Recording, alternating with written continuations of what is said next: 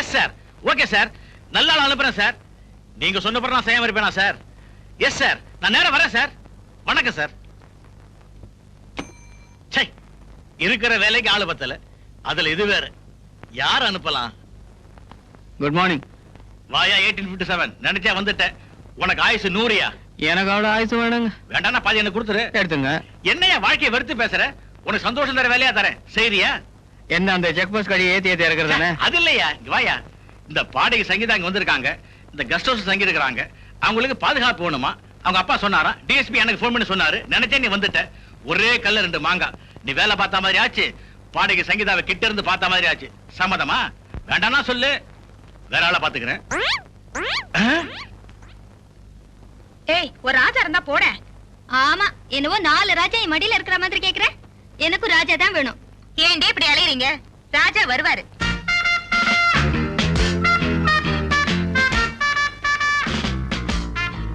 தொப்பி போட்ட ராஜா வந்திருக்காருடி. Hello police பாகவதரே, அடுத்த படம் எடுப்பா. வாய்ஸ் எல்லாம் எப்படி இருக்கு? இப்ப நல்ல வாய்ஸோட வந்திருக்கேன். அப்ப ஒரு கை போடட்டுமா? சீட்டாட்டத்துக்கு தான். இப்படி அனாவசியமா வந்து உட்காரவே கூடாது. இல்ல உங்களுக்கு சீட்டாட்டம் வேறையா? எந்திரிங்க,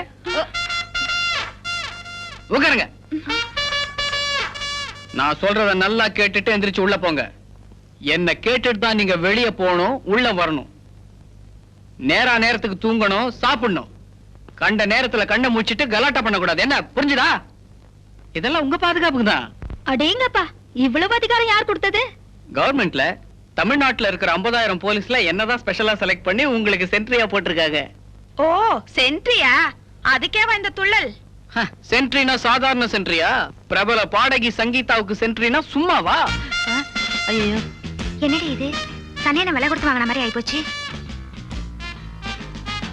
ஏய், இப்ப என்னடி பண்றது? என்ன கேட்டா இப்படி பண்ணலாமாடி? என்னங்க ஆலோசனை? ஒண்ணுமில்ல. இந்த கண்டிஷன்லாம் எங்களுக்கு மட்டும் தானா, இல்ல சங்கீதாவுக்கும் சேர்த்தா? முக்கியமா அவங்களுக்கு தான். ஏன்னா அவங்க அப்பா கேட்டுக்கிட்டனால தான் என்னையே சென்ட்ரியா அப்பாயிண்ட் பண்ணிருக்காங்க. இனிமே அவங்க பேசணும்னு ஆசைப்பட்டா என் கூட மட்டும் பேசலாம், பாடணும்னு ஆசைப்பட்டா என் கூட மட்டும் பாடலாம். அப்ப தூங்கணும்னா ஏன் கூடதா? தப்பு தப்பு தப்பு. ஓகே சார், இந்த சட்டம் எல்லாம் என்னையில இருந்து அமலுக்கு வருது? இப்பல இருந்து, இந்த நிமிஷத்துல இருந்து. ஐயோ, சங்கீதா நேத்து ஒருத்தர அவமானப்படுத்திட்டா. இன்னைக்கு அவரை தனியா சந்திச்சு மன்னிப்பு கேட்கணும்னு 5 மணிக்கு வெளியே போறதா சொல்லியிருந்தா. இன்னைக்கு போக முடியாதா? யார் அந்த ஆளு? பாலகிருஷ்ணன்.